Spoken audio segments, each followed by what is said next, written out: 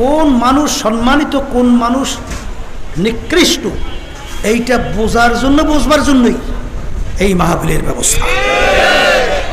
এই আমাদের বাংলাদেশে কয়েকদিন আগে যে আমাদের ভবিষ্যৎ প্রজন্ম মেধাবী মেধাবী ছেলেগুলোকে, হাফেজদেরকে, আলেমদেরকে, আমাদের বাংলাদেশের জনগণ মানুষকে নির্বিচারে গুলি করে পাখির মতো রাস্তার ভিতরে লুটিয়ে ফেলা হলো। অনেকে বলে যারা এই কাজটা করছে, বিশেষ করে প্রধানমন্ত্রী দাবি করতেন হাসিনা, ওর আত্মাই বলতে বলে নাই, বলে আত্মাই ছিল না। তাহলে এইভাবে মানুষগুলোকে কিভাবে গুলি করে করে হত্যা করে? কোন মানুষ আরেক মানুষকে এরকম হত্যা করতে পারে?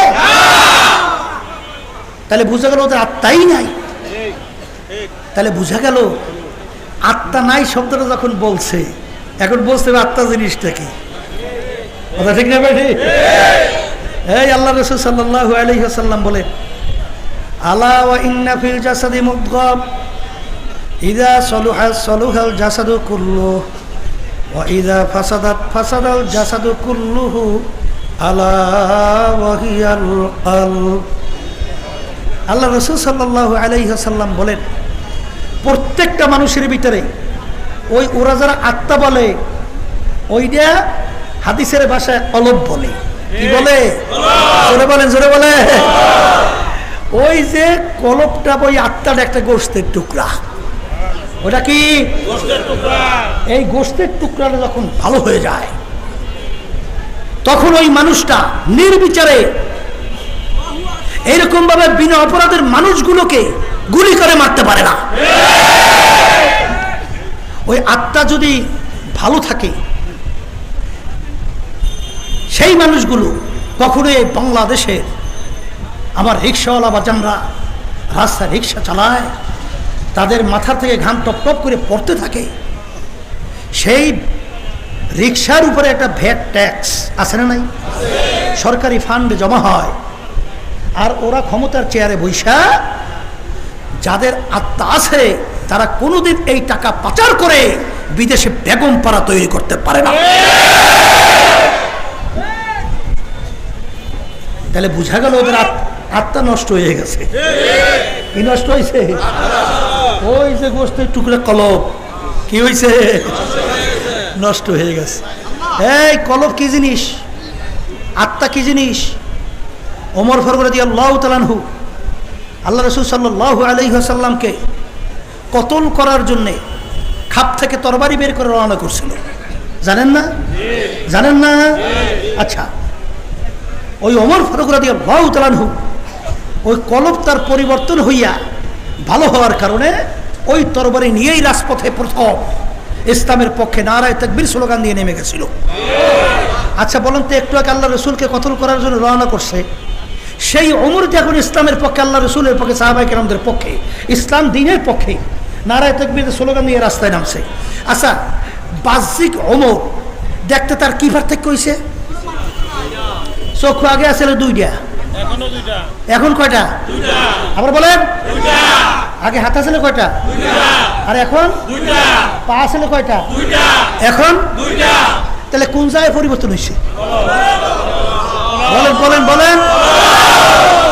ওই আত্মা কলব পরিবর্তন হওয়ার কারণে এখন সে এক পর্যায়ে যখন জেরুজালেম রওনা করছে, আমির বাংলাদেশে 200 দেশের রাজা, কয়শো দেশের?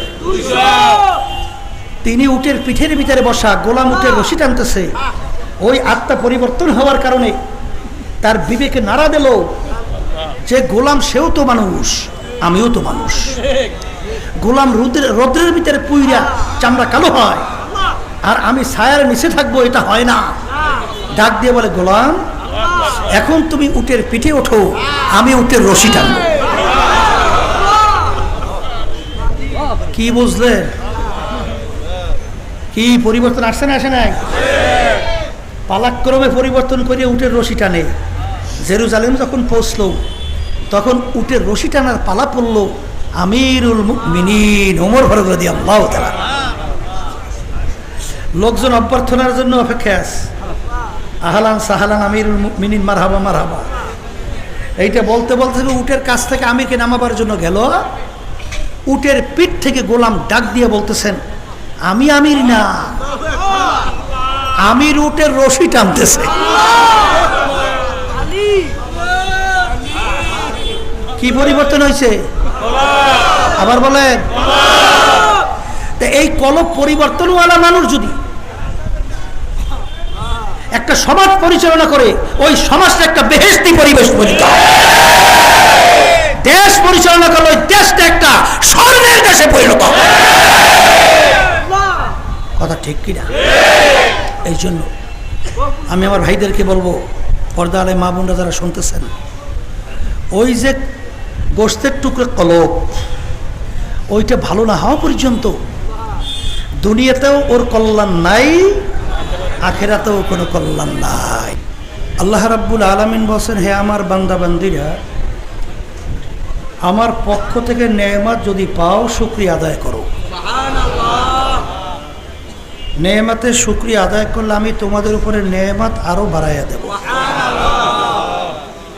নেয়ামত পাওয়ার পরে শুকরিয়া যদি আদায় না করো, নেয়ামত তো বাড়ানো হবেই না, বরঞ্চ শক্ত আযাব তোমাদের উপরে চাপাই দেওয়া হবে। আমার আব্বাজান দাদাজান চরবনের জমিনে ঘুমায় আছে। আমার আব্বাজান বলতেন, দিনী মাহফিলে প্রথম থেকে শেষ পর্যন্ত থাইকা বাড়ি বিদায় হয়ে চলে গেলে আমল নামার মধ্যে কম পক্ষে হলো 50 লক্ষ নেকি, এরকম জমা হতেই পারে না। আব্বাজান অনেক সময় বলতেন, আসলে আমরা ওলামায়ে কেরাম নেকির বয়ান করি ঠিক, কিন্তু আসলে অনেকের নেকির গুরুত্ব আসে নাই বা আসে না। কারণ এখানে বলা হয়েছে কমপক্ষে 50 লক্ষ নেকি আমল নামায় জমা হবে, ঠিক না? যদি কেউ এই মাহফিল থেকে যাওয়ার পরে কোনো দোকানে এই লক্ষ লক্ষ নেকির বিনিময়ে 1 কেজি চাউল কিনতে চায়, কোনো দোকানদার 1 কেজি চাউল দিবে? জুতার দোকানে একজোড়া জুতা কেনা যায়? তাই যারা বস্তুবাদী, এরা বলে, যা দেখি না দু নয়নে, বিশ্বাস করি না গুরুর বচনে। নাউজুবিল্লাহ। এই বস্তুবাদীরা কিন্তু আমাদের এই কথা নিয়ে টিটকারি মারে হাসে। তারা মন্তব্য করবে যে লক্ষ লক্ষ নেকি পাওয়া যাবে দুনিয়ার সমস্ত কাজকর্ম বাদ দিয়ে, এই গরমের মধ্যে সব কিছু ফালাইয়া ঘামাইতে আছে, ঠিক না? এই নেকি দিয়ে 1 কেজি চাউলও পাওয়া যায় না, এই নেকি দিয়ে করব কি? এক শ্রেণী আছে না নাই? শোনেন, বাংলাদেশের টাকার কিন্তু একটা মূল্য বাংলাদেশে আছে না নাই? কিন্তু বাংলাদেশের টাকা লন্ডনে যেয়ে সচরাচর ওর মাধ্যমে কিছু কেনা যায়? ওর মূল্য তো আছে বাংলাদেশে। লন্ডনের পাউন্ড, ওইটার মূল্য লন্ডন। আমেরিকার ডলার মূল্য আমেরিকায়। কুয়েতের দিনার মূল্য কুয়েতে। সৌদির রিয়াল। এই মূল্য কোথায়? বাংলাদেশের টাকার মূল্য বাংলাদেশে। তাই নেকিরও কিন্তু একটা ভিন্ন বাজার আছে। সেই নেকির বাজারটা দুনিয়াতে চিরতরে চক্ষু বন্ধ, নেকির বাজার চালু। তখন একটা নেকির কত মূল্য হবে? আল্লাহ রাব্বুল আলামিন বলছেন, ফামান ইয়ামাল মিসকালা যাররাতিন খায়রান ইয়ারা ওয়া মান ইয়ামাল মিসকালা যাররাতিন শাররান ইয়ারা। জাররা শব্দ ব্যবহার করা হয়েছে। কাপড় ধুইয়ে নিগড়ে রোদ্রে ঝাড়া দিলে লক্ষ লক্ষ রেণু রেণু দেখা যায়, এক একটা রেণুকে বলা হয় জাররা। এই পরিমাণ সব থাকলেও ফল ভোগ করা যাবে, এই পরিমাণ গুনাহ থাকলেও তার ফল ভোগ করা লাগবে।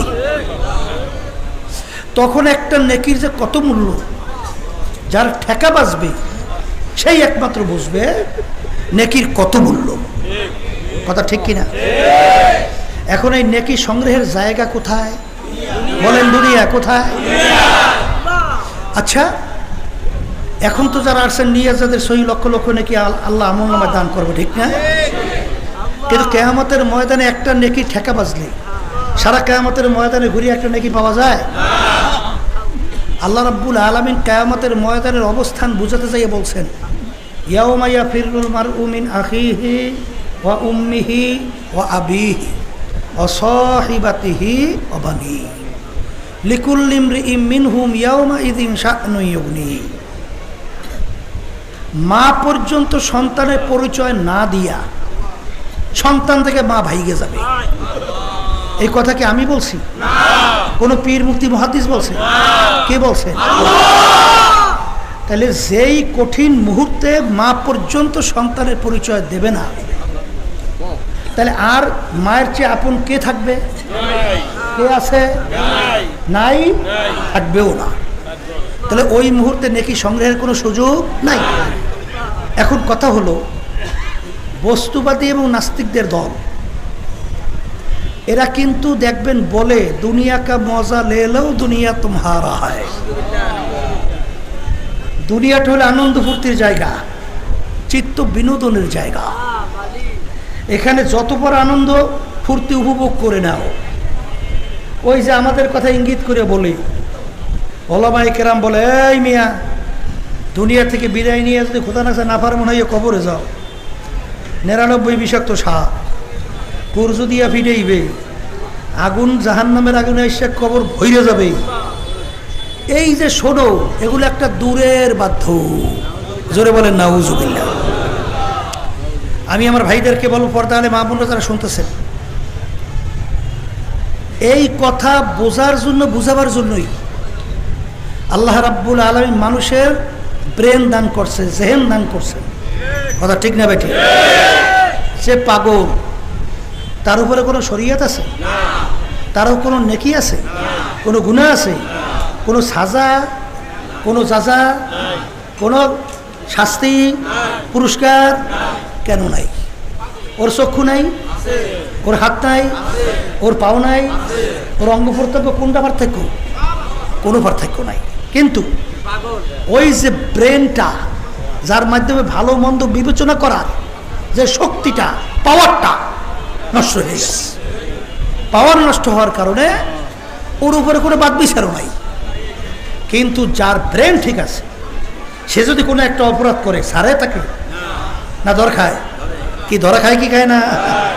তাহলে বোঝা গেল আল্লাহ রাব্বুল আলামিন আপনাকে আমাকে এই বুঝের জন্যই ব্রেন দান করছে, জেহেন দান করছে। যারা ব্রেন জেহেন থাকা অবস্থায়ও যারা নাস্তিকদের পদাঙ্ক অনুসরণ করবে, ওই মানুষটা সম্পর্কে আল্লাহ বলছেন উলাইকা কাল আনআম। এরপরে আল্লাহ বলছেন বাল হুম। প্রথম আয়াত শুনে আমি তেলাওয়াত করছিলাম। আয়াতের ভিতরে আল্লাহ রাব্বুল আলামিন বলেছেন, যত মাখলুকাত আমি সৃষ্টি করেছি, এর ভিতরে সর্বশ্রেষ্ঠ সম্মানিত করে মানুষকে সৃষ্টি করছি। সবাই বলেন আলহামদুলিল্লাহ। তাহলে আমরা যারা মানুষ, সৃষ্টির সেরা। তাহলে সৃষ্টির সেরা কোন মানুষ?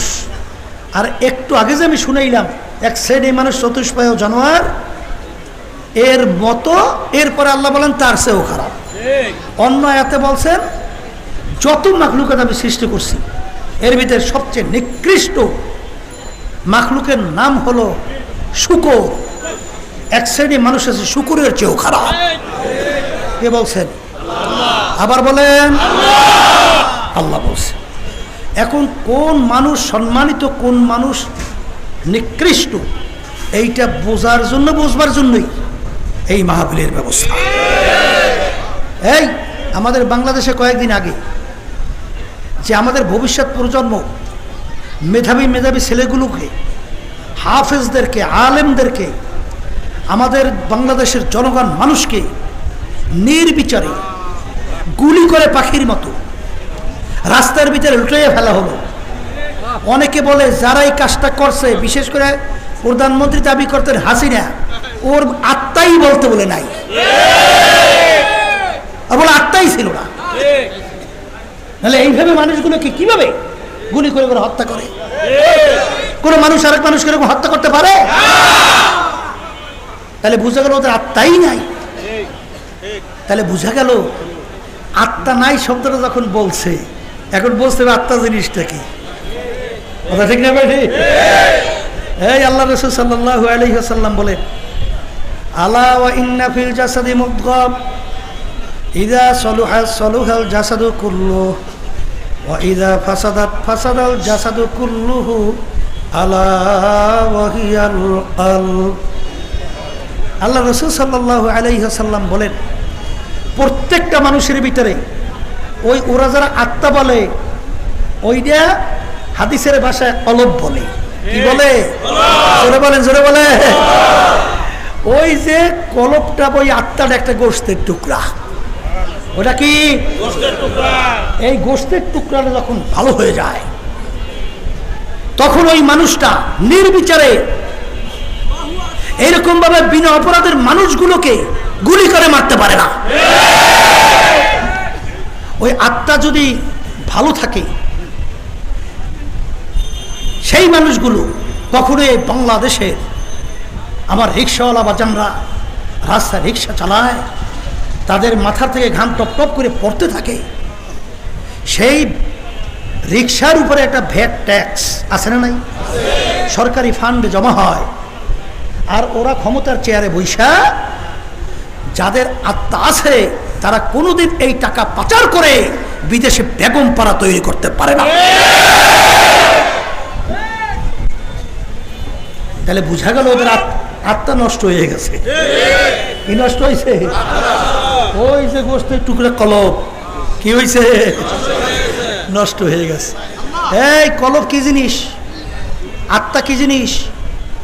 ওমর ফারুক রাদিয়াল্লাহু তাআলা আনহু আল্লাহ রাসূল সাল্লাল্লাহু আলাইহি ওয়াসাল্লামকে কতল করার জন্যে খাপ থেকে তরবারি বের করে রওনা করছিল। জানেন না? জানেন না? আচ্ছা, ওই ওমর ফারুক রাদিয়াল্লাহু তাআলা আনহু ওই কলব তার পরিবর্তন হইয়া ভালো হওয়ার কারণে ওই তরবারি নিয়েই রাজপথে প্রথম ইসলামের পক্ষে নারায়ে তাকবীর স্লোগান দিয়ে নেমে গেছিল।